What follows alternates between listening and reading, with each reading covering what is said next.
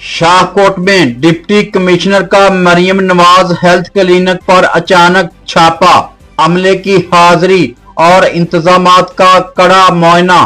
महकमाना जराये के मुताबिक deputy commissioner Nankana साहब मोहम्मद तस्लीम अख्तर राव ने मरियम नवाज हेल्थ क्लिनिक चक नंबर 13 रंदेर का अचानक दौरा किया।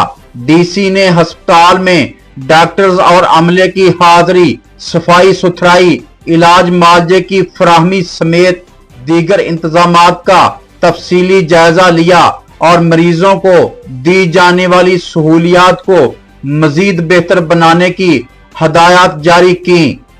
इस मौका पर असिस्टेंट कमिश्नर शाहकोट इकरा नासर, सीईओ हेल्थ डॉक्टर रोहील अख्तर समेत दीगर अफसरान भी मौजूद थे।